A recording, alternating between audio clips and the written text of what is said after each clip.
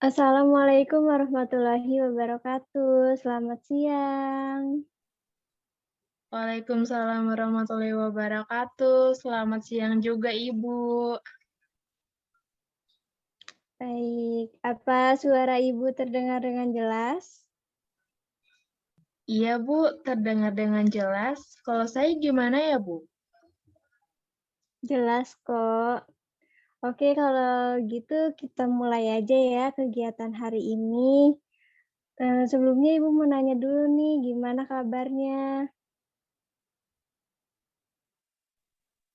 Alhamdulillah, hari ini dalam keadaan baik. Dan Ibu sendiri bagaimana kabarnya? Alhamdulillah, Ibu juga baik. Ibu hari ini semangat banget nih karena bisa berbincang walaupun tidak secara langsung ya. Tapi semoga kegiatan hari ini berjalan dengan lancar tanpa halangan apapun. Kemudian beberapa hari yang lalu kamu menghubungi ibu via WhatsApp kan ya? Jadi hari ini kita akan melaksanakan konseling perorangan. Sebelumnya kita kenalan dulu yuk supaya bisa lebih akrab lagi. Silahkan. Baik, Bu. Perkenalkan, nama saya Desti Alifah dari kelas 11 IPS 3. Ibu bisa panggil saya Desti. Baik, Desti Alifa ya, Ibu panggil kamu Desti aja ya. Sebelum itu, Ibu juga ingin berterima kasih kepada Desti karena sudah secara sukarela dan terbuka menghubungi Ibu dan mau untuk mengikuti kegiatan konseling perorangan hari ini. Ibu juga senang karena Desti mempercayai Ibu untuk kita sama-sama mengentaskan permasalahan yang Desti alami ya. Saya juga berterima kasih sama Ibu karena sudah mau menerima saya dan sudah mau nih saya repotkan untuk melaksanakan konseling ini. Tentu Ibu akan menerima kamu dengan terbuka. Itu sudah jadi kewajiban Ibu ya. Kemudian Desti, kalau gitu kita mulai aja ya. Tapi sebelumnya, Ibu mau nanya dulu nih, apa Desti pernah mengikuti konseling perorangan sebelumnya? Kalau konseling sendiri sih Bu, belum pernah. Tapi kalau misalkan kayak berkelompok gitu, secara melingkar, duduk melingkar gitu, Bu, itu sudah pernah waktu SMP sama teman-teman saya. Oh iya baik, berarti kamu belum pernah melakukan konseling perorangan ya, tapi pas saat SMA kamu udah pernah melakukan bimbingan kelompok bersama teman-teman kamu. Baik, jika memang Besti belum pernah melaksanakan kegiatan konseling perorangan, Ibu akan jelaskan terlebih dahulu ya, apa itu konseling perorangan, dan juga asas apa aja sih yang digunakan dalam konseling perorangan ini. Baik, Bu. Oke, jadi Ibu jelasin dulu ya. Jadi konseling perorangan yang akan kita lakukan pada hari ini merupakan layanan konseling yang diselenggarakan oleh seorang konselor yaitu Ibu terhadap seorang klien yaitu Desti dalam rangka pengentasan masalah pribadi klien. Dalam suasana tatap muka, dilaksanakan interaksi secara langsung antara klien dan konselor. Nah, tapi untuk kita saat ini itu tidak melaksanakannya secara langsung ya, tapi kita menggunakan media Zoom sebagai jembatan kami untuk tetap face to face walaupun dalam jarak yang jauh. Jadi dengan melaksanakan konseling perorangan ini tujuannya agar dapat membantu pengentasan permasalahan yang sedang kamu alami. Selain itu juga dapat berfungsi sebagai pengembangan diri, pencegahan, pemahaman, dan tujuan-tujuan lain yang ingin kamu tetapkan. Iya, Bu, saya juga mau ceritain masalah pribadi saya, tapi cerita yang saya sampaikan ini aman kan, Bu? Maksudnya, Ibu nggak bakal cerita gitu ke sama guru-guru lain. Tentu akan aman ya. Dalam konseling ini ada yang namanya asas kerahasiaan. Jadi, apapun yang Desti sampaikan kepada Ibu, tidak akan Ibu sebarkan. Hanya Ibu dan Desti yang tahu isi percakapan kita hari ini. Selain itu juga ada asas kesukarelaan dan keterbukaan, yakni di mana Desti secara sukarela dan terbuka menyampaikan apapun yang Desti rasakan kepada Ibu tanpa adanya paksaan. Bagaimana? Apakah kamu saat ini merasa terpaksa melakukan kegiatan konseling perorangan ini? Tidak sama sekali, Bu. Saya secara sadar meminta bantuan kepada Ibu. Baik, kalau memang begitu, Ibu rasa kamu juga sudah siap ya mengikuti proses konseling ini menuju tahapan yang selanjutnya. Kemudian konseling ini juga akan berlangsung selama 30 menit ya. Jadi Ibu harap kamu bisa aktif dan terbuka dalam menyampaikan semua yang ingin kamu sampaikan mengenai permasalahan yang sedang kamu alami saat ini, supaya kita bisa sama-sama mengetahui penyebab dan solusinya ya. Baik, karena kamu sudah siap, kita mulai aja ya tahap kegiatan konseling perorangan ini. Apakah kamu sudah siap? Baik, Bu, siap. Baik, kalau Desti sudah siap, sebelumnya sekali lagi Ibu ingin mengucapkan terima kasih kepada Desti karena sudah bersedia secara sukarela dan terbuka datang dan berbincang dengan Ibu, serta tanpa keraguan untuk mengikuti kegiatan konseling perorangan pada hari ini. Kemudian untuk mengawali kegiatan hari ini bisa disampaikan hal-hal apa saja yang sedang Desti alami saat ini yang sekiranya mengganggu keseharian dan membuat kamu memutuskan untuk datang menemui ibu? Silahkan Desti.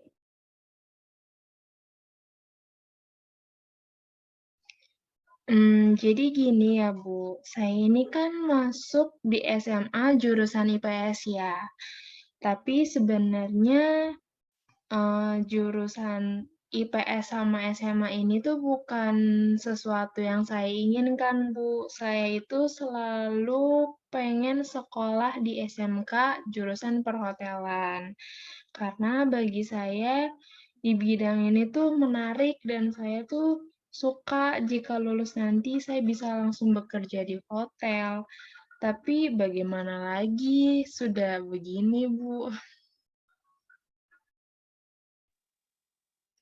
Oke, jadi Desti bersekolah di SMA dengan jurusan IPS ini bukan merupakan keinginan Desti ya. Lalu hal apa yang membuat kamu masuk ke SMA ini? Sebenarnya saya tuh dipaksa sama orang tua saya, Bu. Alhasil saya jadi nggak begitu tertarik dan nggak menaruh hati saya ketika belajar di SMA ini. Karena kembali lagi kan, itu bukan keinginan saya. Saya jadinya nggak mau belajar. Jadinya tuh saya nggak mau belajar terus kayak gini, Bu. Saya maunya tuh ada praktek kayak anak-anak perhotelan atau anak-anak SMK lainnya gitu. Ibu tahu nggak? Saya tuh sudah berusaha untuk mengikuti semua pelajaran dan mengerjakan semua tugas-tugas yang ada dengan baik. Tapi nilai saya tuh tetap aja di bawah KKM. Saya nggak tahu harus gimana lagi, Bu. Guru mata pelajaran saya pun kadang suka marah gitu. Terus teman-teman saya pun juga kadang suka ngeledek karena nilai saya yang selalu kecil. Padahal sebenarnya tuh saya sudah berusaha dengan baik, Bu.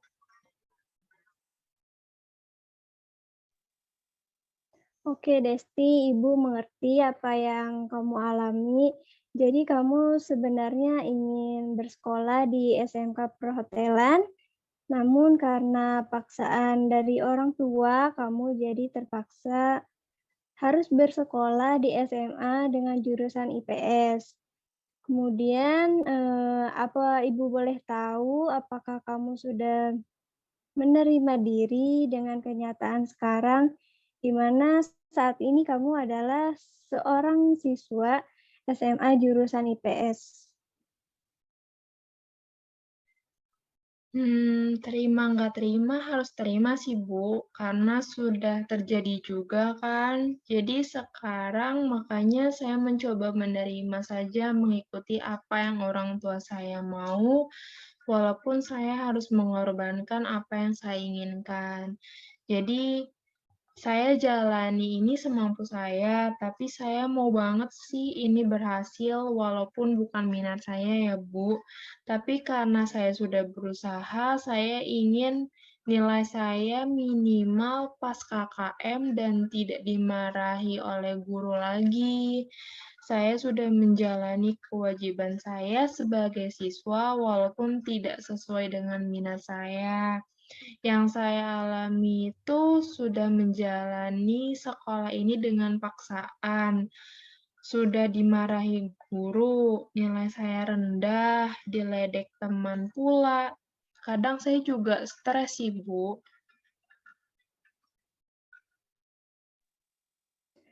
Baik Desti, kamu memiliki keinginan untuk memiliki nilai yang minimal pas KKM ya, tidak dimarahi guru lagi, tidak diledek teman lagi, karena kamu merasa kamu sudah berusaha yang terbaik ya. Kemudian, Ibu mau tahu usaha-usaha apa aja yang sudah Desti lakukan untuk mengentaskan permasalahan yang sedang kamu alami saat ini? usaha yang sudah saya lakukan ini, saya mencoba menerima kenyataan dengan hati yang lapang, bahwa saya memang tidak bisa bersekolah di SMK perhotelan. Selain itu juga, saya selalu mendengarkan guru yang sedang menerangkan. Saya juga selalu mengerjakan tugas-tugas yang diberikan, tapi itu yang tadi saya bilang, Bu, seberapa besar pun usaha saya, nilai saya selalu di bawah KKM. Mungkin karena saya tidak berminat dan tidak menaruh hati di sini kali ya, Bu? Desti, sebenarnya yang sudah kamu lakukan itu sangat bagus. Kamu sudah melakukan usaha dan kewajiban serta tanggung jawab sebagai seorang siswa SMA di sini ya. Ibu juga sangat mengapresiasi apa yang sudah Desti upayakan. Kemudian, boleh Ibu tahu nggak metode belajar yang kamu inginkan itu seperti apa? Saya suka pelajaran yang praktik langsung gitu, Bu. Kalau teori aja, saya kadang suka bingung sama pusing, tapi saya suka tuh kayak yang dilakukan sama Bu Dwi. Beliau kan guru sejarah. Biasanya guru sejarah bikin ngantuk ya, Bu, dengan penyampaian menggunakan metode ceramah. Tapi kalau Bu Dwi ini tuh seru, Bu. Kadang pelajaran suka disampaikan dengan metode role playing atau bermain peran, Bu. Jadi menarik gitu. Saya juga bukan tipe orang yang bisa berdiam duduk berjam-jam untuk mendengarkan saja, tapi butuh sesuatu yang dapat menarik perhatian saya juga. Baik, jadi kamu tidak suka ya penyampaian materi pembelajaran yang menggunakan metode ceramah aja. Kamu lebih suka, pembelajaran praktik dan penggunaan metode pembelajaran yang menarik gitu ya. Kalau misalkan kamu lagi belajar di rumah nih, metode belajar yang kamu gunakan itu seperti apa? Kalau di rumah ya, Bu, biasa aja sih, Bu. Palingan ngerjain tugas sambil denger musik. Kalau lagi ngerangkum juga ya nulis aja, nyalin dari buku atau internet, gitu.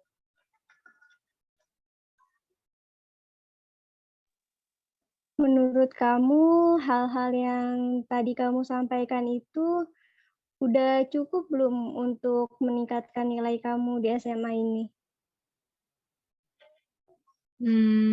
Iya sih, Bu. Saya juga sadar kalau cuma ngerjain tugas dan nyalin-nyalin aja nggak cukup untuk membuat saya paham materi dan bisa meningkatkan nilai.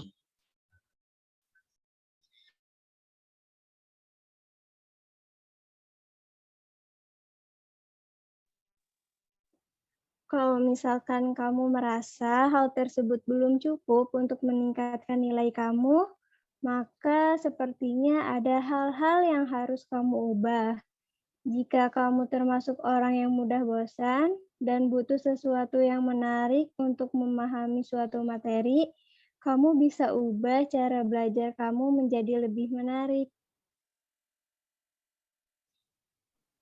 Kira-kira apa yang bisa saya lakukan ya, Bu? Sekarang kita pikirkan bersama ya. Sekarang Ibu tanya, kamu lebih suka belajar sendiri atau berkelompok? Kalau saya lebih suka sendiri aja sih, Bu. Lebih fokus juga menurut saya kalau sendiri. Kalau berkelompok, kadang suka gagal fokus, Bu. Kurang masuk materi yang dipelajari kalau bareng-bareng temen gitu. Baik kalau begitu. Bagaimana jika kamu ketika belajar di rumah menggunakan cara yang menarik? Misalnya ketika kamu merangkum kan biasanya kamu cuman nyalin-nyalin aja ya. Kalau sekarang bisa diubah dengan menggunakan metode mind mapping supaya kamu bisa lebih memahami apa yang kamu tulis. Jadi nggak hanya menyalin dari buku atau dari internet, tapi kamu juga bisa paham poin-poin dari materi yang kamu pelajari saat itu. Jadi, sehingga akan lebih mudah untuk mengingat dan memahaminya. Kemudian ketika hendak belajar juga harus dalam kondisi yang baik ya. Kamu misalnya sudah makan atau tidak dalam keadaan yang lapar, tidak mengantuk. Terus tadi kamu juga bilang kan suka suka belajar sambil dengerin musik kan. Itu juga bisa meningkatkan suasana hati kamu jadi lebih baik. Kemudian untuk sumber pembelajaran bisa diberagamkan dengan mencari atau mendapatkan dari hal lain selain buku seperti misalnya dari internet, dari YouTube, atau platform edukasi lainnya. Kemudian kamu juga bisa menyusun jadwal belajar. Jadwal belajar di rumah supaya kamu tuh bisa mengejar nilai kamu yang ketinggalan itu. Siapa tahu dengan usaha ini nilai kamu bisa berada di atas KKM karena kamu jadi memahami betul setiap materi yang kamu pelajari. Gimana nih Desti? Wah, iya Bu, saya baru sadar selama ini saya hanya mengerjakan tugas dan merangkum asal salin aja Bu, tidak benar-benar memahami. Sepertinya jika saya membuat mind mapping setiap belajar dan membuat jadwal selepas pulang sekolah, hal apa saja yang harus saya pelajari, saya sepertinya akan mampu menaikkan nilai saya dan tidak akan dimarahi lagi oleh guru. Sepertinya cara ini akan berhasil, Bu, karena saya juga memang tertarik dengan pembelajaran menggunakan mind mapping seperti itu dan menyusun jadwal apa saja yang harus saya pelajari ketika pulang sekolah. Tetapi baru sekarang ini saya kepikiran cara seperti itu, Bu.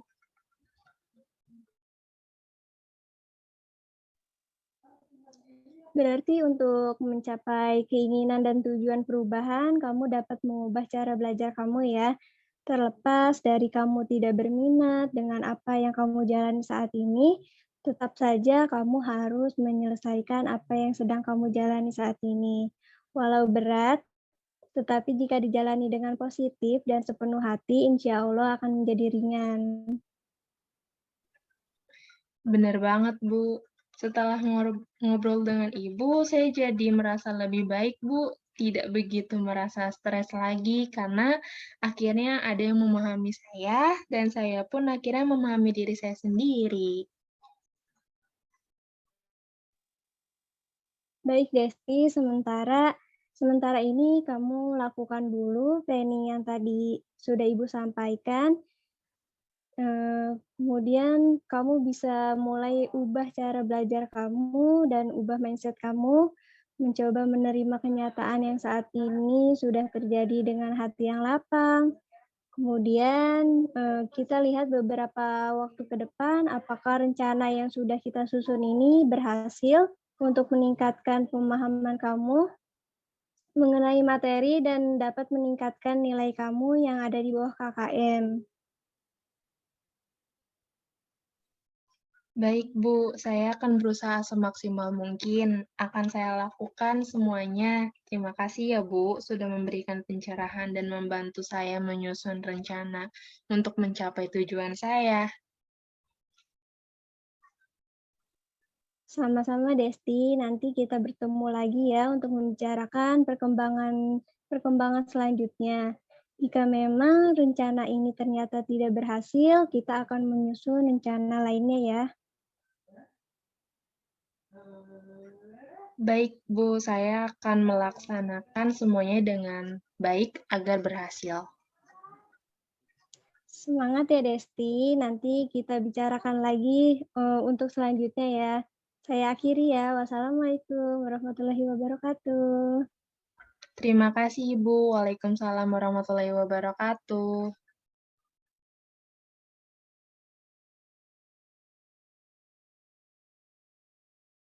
Bagaimana Desti perkembangannya? Ibu, waktu itu kan setelah Zoom sama Ibu saya tuh langsung menyusun jadwal belajar setelah sekolah, Bu. Kemudian saya juga sekarang belajar dengan cara membuat mind mapping materi yang sedang saya pelajari. Jadi lebih melekat di jadi lebih melekat di pikiran mat jadi lebih melekat materi tersebut di pikiran saya, Bu. Wah, hebat ya Desti. Ibu senang loh kamu kamu melaksanakan rencana yang sudah kita lakukan dengan konsisten. Terus minggu lalu kamu kan UTS ya. Gimana nilainya? Udah keluar belum? Sudah, Bu, beberapa dan nilainya meningkat drastis, Bu. Karena waktu mengerjakan soal UTS juga saya merasa diringankan karena sudah belajar dan memahami betul tiap materi yang sudah saya pelajari. Jadi, ketika menjawab soal, saya jadi lancar, jelas, dan detail karena saya ingat dan paham. Yeay! Selamat ya Desti. Semoga seterusnya nilai kamu bisa meningkat terus supaya kamu nanti sambil mempersiapkan nilai untuk ikut SNMPTN ya. Nanti kan kamu kelas 12 nih, kamu bisa ikut SNMPTN kalau nilai kamu meningkat.